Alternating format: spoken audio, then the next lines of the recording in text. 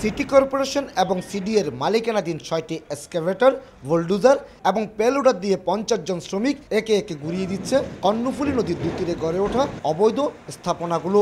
একদিকে যেমন বিরামহীনভাবে চলছে কর্ণফুলী নদীকে বাঁচানোর সংগ্রাম, অন্যদিকে চলছে উচ্ছেদ বন্ধের ষড়যন্ত্র। এমনকি নানাভাবে হুমকি দেওয়া হচ্ছে উচ্ছেদ কাজে সম্পৃক্ত কর্মকর্তাদের। তাহমিলুর রহমান আমাদের সহকারী কমিশনার ভূমি, ওকে সরাসরি থ্রেট করা হয়েছে। আমাকেও দু একজন ফোন দিয়েছে যে এটাতে যাতে কোনো ব্যত্যয় না ঘটে এরকম একটা বিষয় নিয়ে। আমরা আসলে সেটা কোনো আমলে নিচ্ছি না আমি, কারণ এরকম হুমকি দামকি আসবে এবং সচরাচর এসেও থাকেন। এদিকে উচ্ছেদ বন্ধে মোবাইল ফোনে হুমকি দেওয়া একজনকে চিহ্নিত করেছে আইন শৃঙ্খলা বাহিনী।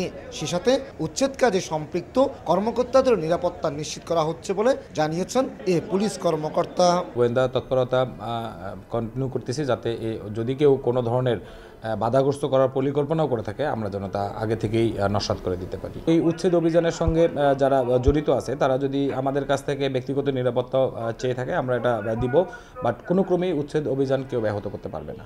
প্রয়োজনের তুলনায় অপ্রতুল যন্ত্রপাতি এবং সামান্য জনবল দিয়ে অনেকটা ম্যানুয়াল পদ্ধতিতে চলছে উচ্ছেদের কাজ। একটি স্থাপনা ভাঙতেই সময় লাগছে কয়েক ঘন্টা, অথচ অল্প সময়ে অপসারণ করতে হবে অবৈধ হিসেবে চিহ্নিত 2112টি স্থাপনা।